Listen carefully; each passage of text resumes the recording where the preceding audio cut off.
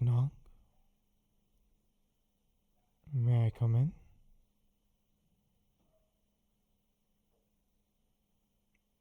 Hey there, my little sugar plum. You mind if I sit here next to you? Mm, I'm coming down in age, my love. Sitting on the ground like this takes effort.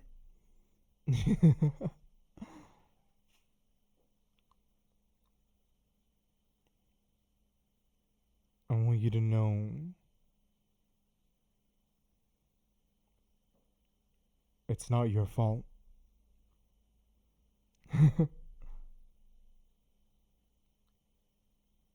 No, my love. My love, it is not your fault.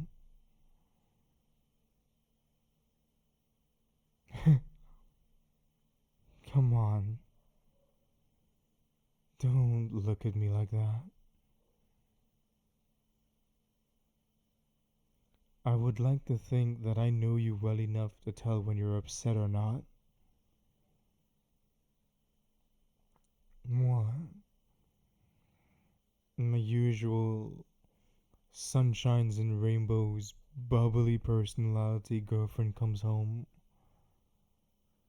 all quiet and sulky, slowly moves to the bath and instantly starts up an overly hot shower plus bath combo.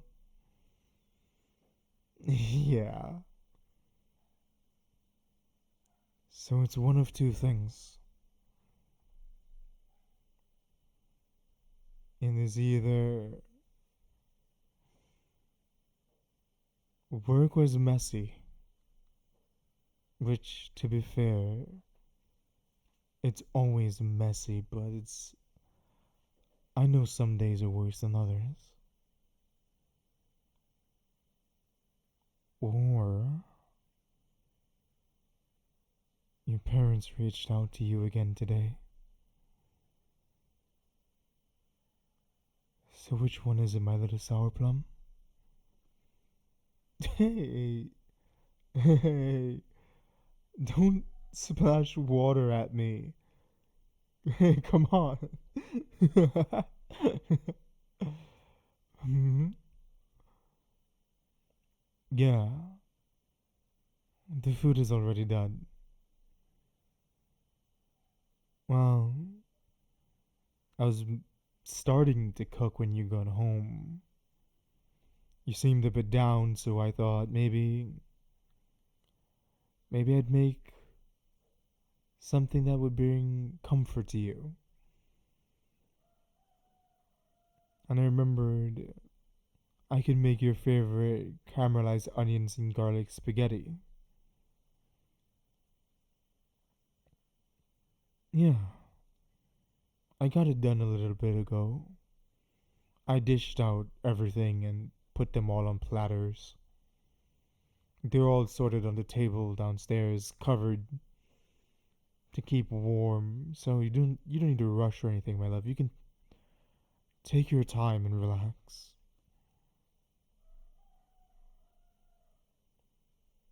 Okay, that's good. But I do know you're trying to change the topic right now, and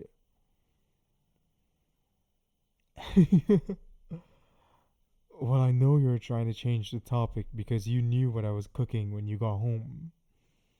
You can probably smell it throughout the entire house.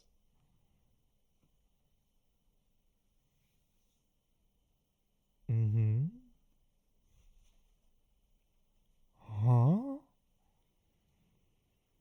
Sorry, I don't quite understand it. Can you ask me that again? Do I know what disorganized attachment is? Yeah, isn't that insecurity style? Oh, I guess insecurity is not really the term, but it's like where you're feeling unsure about how to act or how to feel, especially when it comes to certain emotions or behaviors. And because of that, it often leads to inconsistency or unpredictable, unpredictable behavior, right? But why do you ask, my love?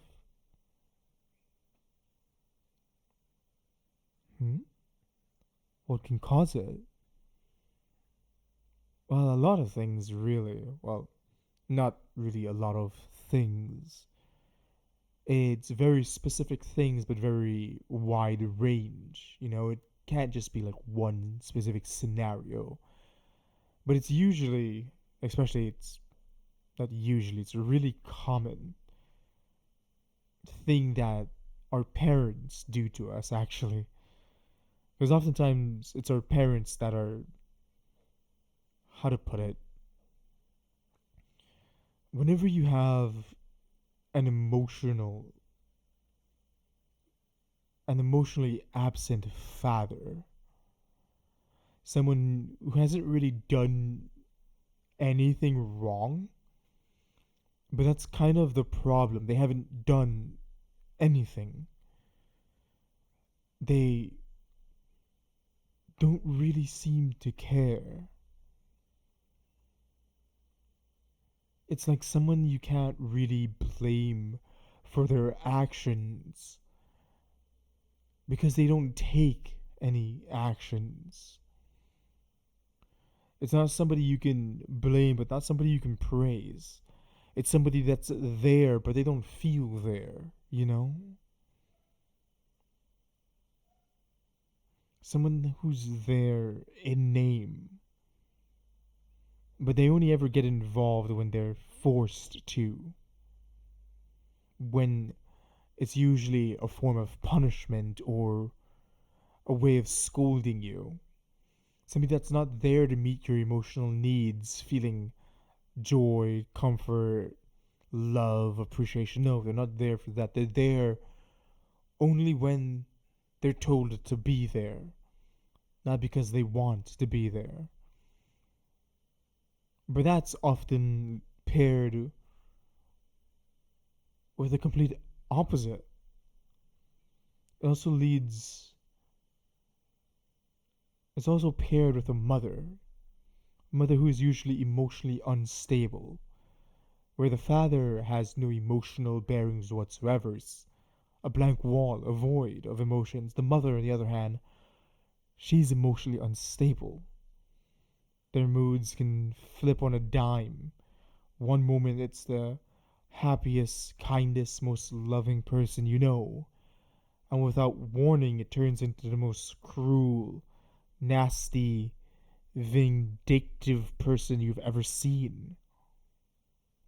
This often leads to kids developing this contradictory behavior in themselves. They switch between seeking intimacy and pushing away. They yearn for the intimacy that their father didn't give, but they're scared of the reaction that their mother would give. Struggling with understanding their own emotions, struggling with understanding what they want, what they feel. They fall into cycle, this cycle of either needing to prove their love constantly needing to buy things or do things, or always needing to prove that their emotions are real because they're scared that they've become emotionally absent.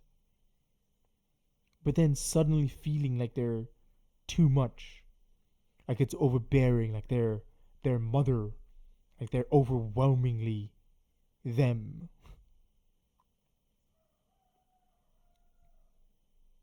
It's almost like they're battling. Exactly. They're battling themselves. The fear of, I guess, becoming too much, becoming too difficult. That fear becomes crippling, but it's not just fear. See, if it was just fear they can avoid it, but it's a fear mixed with anxiety. It's not just fear that they're trying to avoid, it's anxiety that they're trying to pretend is not there.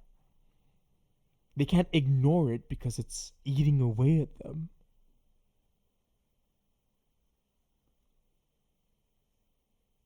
Exactly.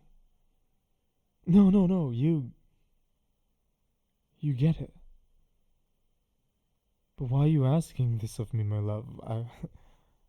I didn't think you would be too deep into my work now, would you?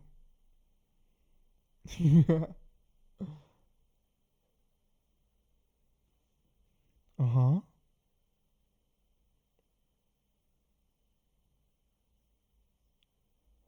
Hey, hold my hand. Hold my hand. You can talk to me and tell me what you have to talk to me about. Your parents were like that? Not were, still is.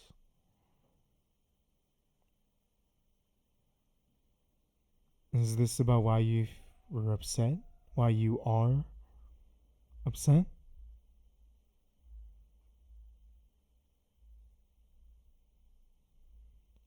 Today you got a call from your mother.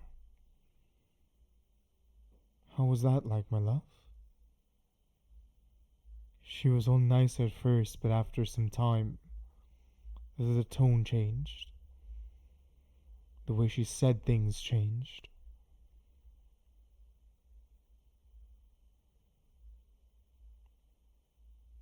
You can tell what was coming. See, you asked to talk to Dad, trying to change the topic. But he didn't even want to seem to talk to you.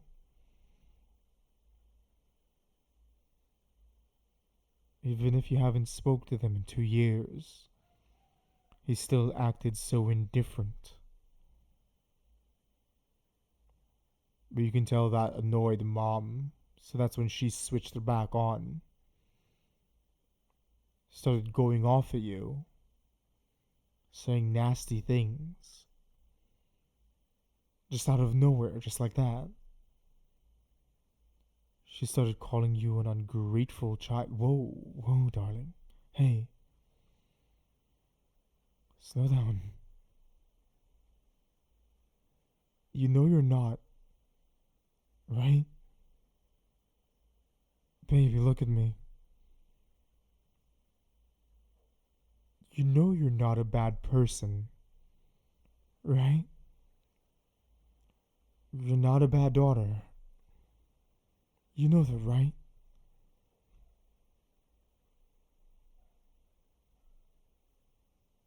And you rarely open up about your parents. But I see the way your face goes ghostly pale whenever you talk about them. And the way you lower your head or hunch your shoulders over whenever they come up in conversation or whenever anyone's talking about their parents. Maybe listen to me. Yeah, they made you. But the person you are today, that's because of your choices. That's because of the choices you made. Let's take me for example. You chose to love me, okay? You chose to be understanding and patient and kind and gentle to me. You chose to ask questions to things you don't understand. You chose to change, to not let their bad habits be your bad habits. You chose to change your mentality, to shape yourself to be who you want to be. So, yes, sure, people can say that some things you're hurting from. Yes, there are some things you're healing from. But who doesn't? We all have things that hurt us. But just because you are hurting does not mean you are broken. You are healing, my love. You are not some broken down machine who needs fixing. Okay? You have come a very long way. You started a career, one you can be proud of. You should be proud of. You studied hard, something everyone should be proud of. You wake up each and every day and you do your best. You do your best to be the best person that you can be. And I get it. Some days are harder than others. But you do your best anyway. Not because of them, not in spite of them, no, but you do it because that's who you are. So, yes, they hurt you. And they've hurt you in ways that have haunted you for a very long time, even till this day. But that pain does not control you. Those scars do not define you. Because you became who you are on your own. Not because of them, not in spite of them, because you chose to do that yourself, for yourself.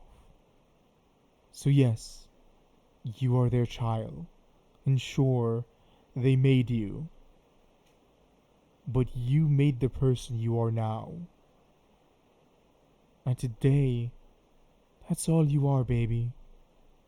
The person you are now.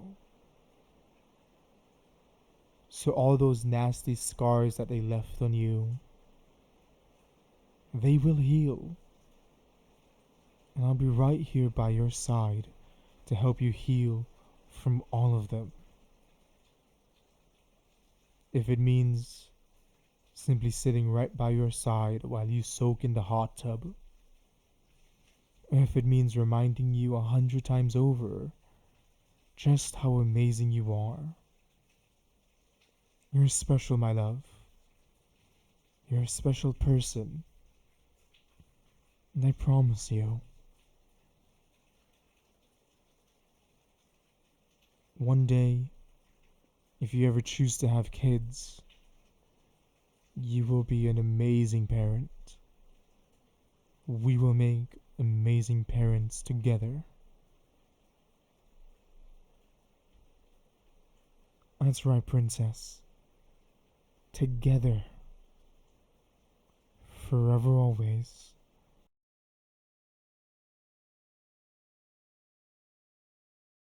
As a young adult,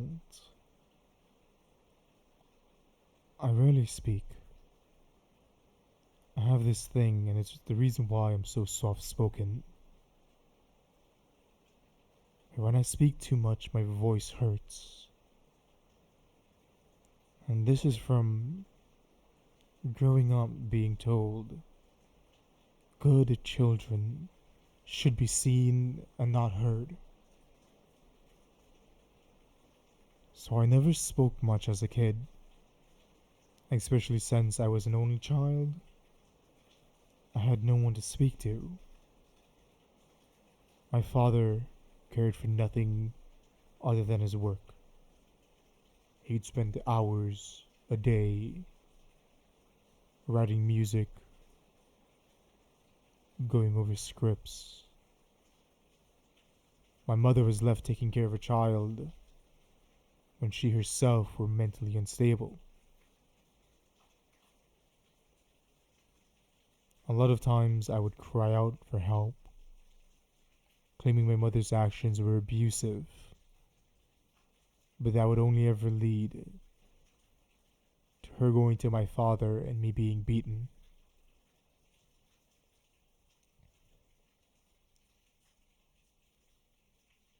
I made this audio today because I wanted to show light on this. I wanted to let people going through this know that they're not alone. You're not suffering alone. If you've found comfort in this audio, if you find a place where you feel like you belong, or if you just relate, leave a like and a comment. You can talk. Sorry. You can talk about your life down in the comment section. I read all the comments, so I'll sure to get to you. Thank you for listening. And have a good night.